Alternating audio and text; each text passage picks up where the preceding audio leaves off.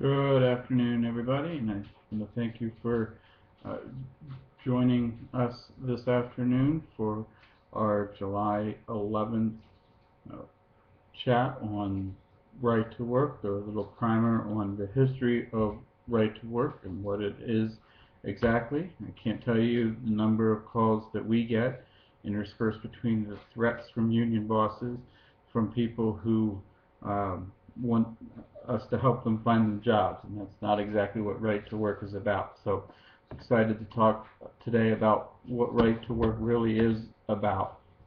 Um, and right to work really started in the 1940s.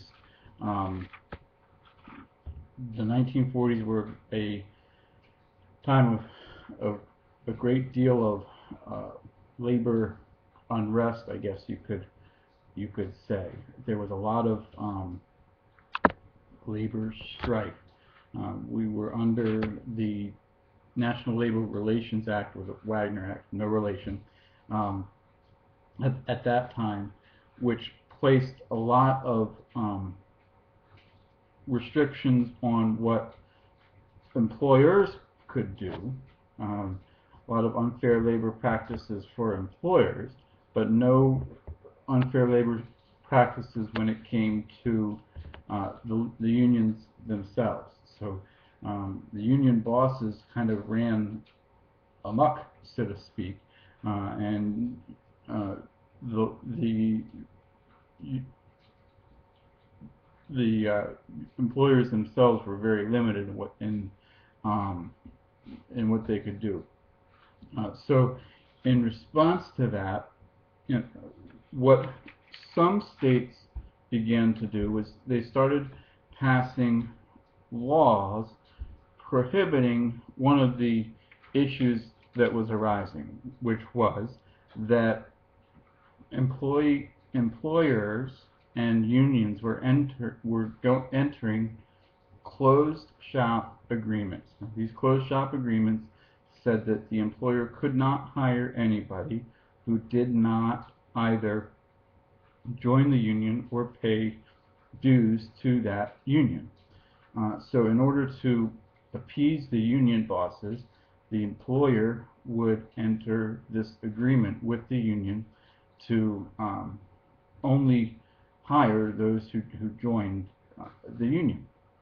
Uh, but some states, in response to all of this strife, started passing legislation that forbade these closed shop agreements.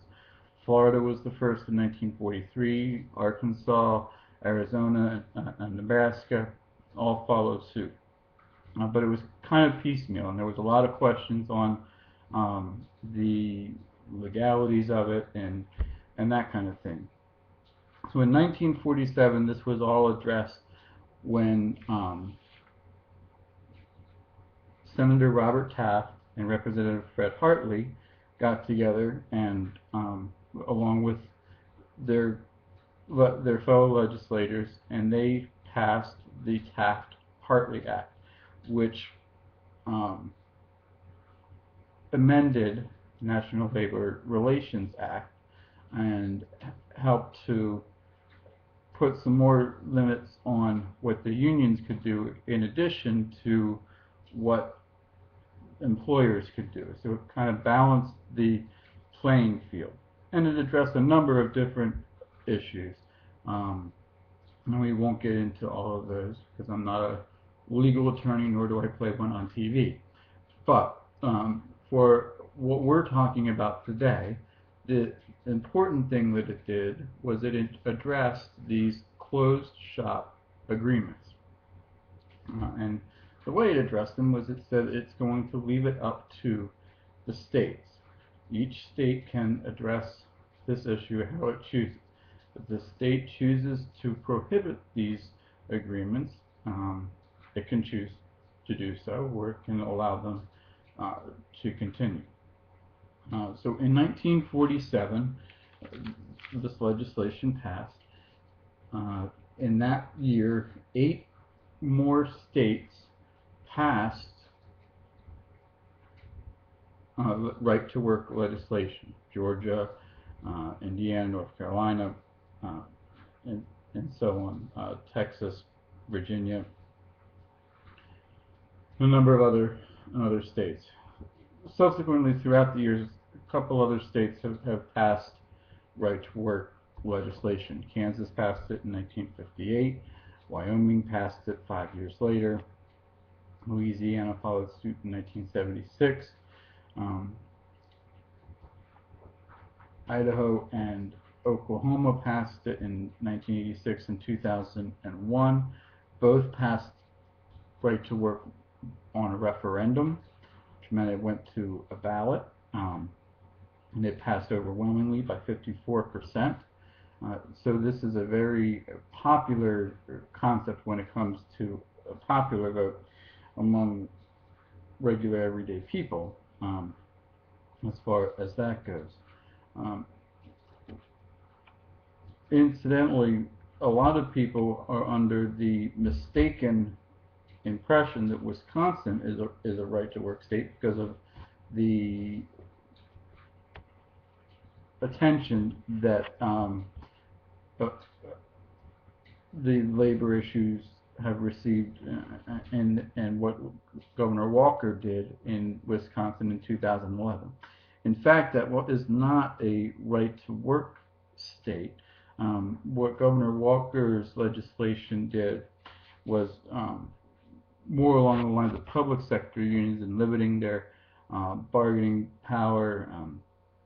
It banned a lot of the forced fees for public sectors and those kind of things, but technically, uh, Wisconsin is still a forced unionism, a closed shop state like Pennsylvania is. Um, but as we're all aware, Indiana is now a right to work state, and as of beginning of 2012, and Michigan, at the end of 2012, became a right to work state. So right to work is not about ending unions. Right to work is not about making people stop working for a union or closing unions. It's simply about addressing the relationship between the union and the employer, and what choices a individual has when they go to work for a union, and whether or not they have to join that union or pay dues to that union or not. It is simply a freedom issue. Um, it has nothing to do with whether unions are good or unions are bad. There are some good unions that don't need to force individuals to join. People will want to join because they're getting a benefit from joining. There are unions that are not good, that don't deserve to have to be forced to have members, um, and that's why members should have the choice to join or not. So it's a very simple concept when you break it down that way. A little bit about our organization, Pennsylvanians for Right to Work. There are two organizations under our umbrella. We have the Right to Work Committee, which is focused on right to work legislation itself and getting right to work passed so that we are not a closed shop state anymore. We also have the Right to Work Foundation, which is focused on education and legal defense when that becomes necessary. Um, so they're two separate organizations that kind of work hand in hand on these issues. We are the only organization in Pennsylvania that is focused solely on the freedom for workers. There's other organizations that work on this issue in tandem with other issues, but they can't be focused on this all day, every day, the way we are. So that sets us apart from those organizations. We are able to spend our time dedicated solely to fighting for the union members and fighting for their freedoms. So that's a little bit of the history of right to work, what right to work is, and why it's important and that kind of thing. We're going to be continuing to do these lunch and learns going forward. The next one will be in 2 weeks on the 25th of July.